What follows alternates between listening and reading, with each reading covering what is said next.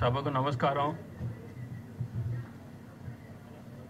సరిగ్గా 50 ఏళ్ల క్రితం అంటే 1974వ సంవత్సరం మా నాన్నగారు మా దివంగత అన్నగారి పేరున శ్రీ నందమూరి రామకృష్ణ గారి జ్ఞాపకార్థం నిర్మాణ సంస్థ స్థాపించారు.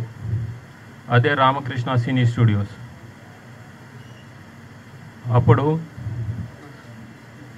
ఇప్పుడు ఈ రామకృష్ణ సినీ స్టూడియోస్ కూడా 50 వసంతాలు పూర్తి చేసుకుంది.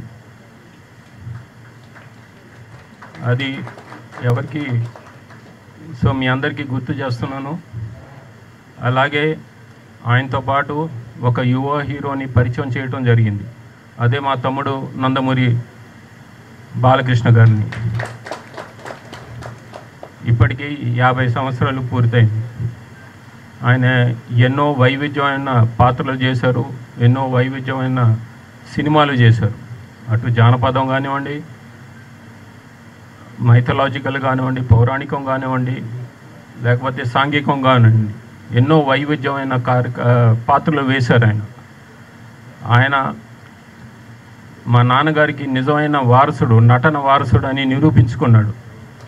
మా నాన్నగారు కూడా ఈ ఇండస్ట్రీలో ఎన్నో పాత్రలు వేసి, ప్రతి నాయకుడి పాత్రను కూడా వేసి జనాన్ని మెప్పించాడు ఆయన.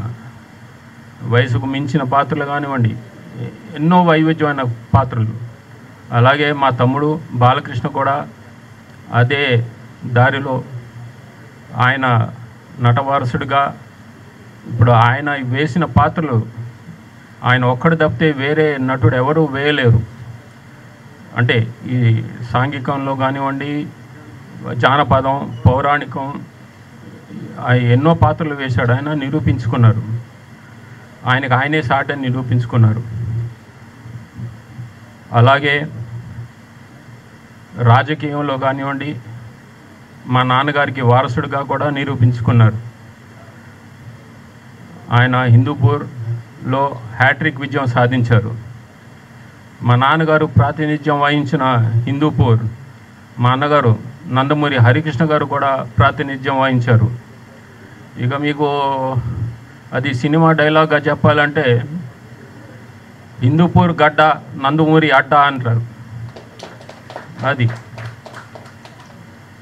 సో ఆయన ఒక రాజకీయ దురంధరుడుగా కూడా నిరూపించుకున్నాడు.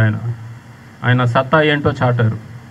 అలాగే సామాజిక సేవా కార్యక్రమంలో కానివ్వండి, ఆయన ఇప్పుడు ఆయన చైర్మన్గా ప్రాతినిధ్యం వహిస్తున్న క్యాన్సర్ హాస్పిటల్, అది అంచెలంచెలుగా ఎదిగి ఇప్పుడు దేశంలోనే అత్యుత్తమంగా పిలువబడే క్యాన్సర్ హాస్పిటల్గా పేరొందింది.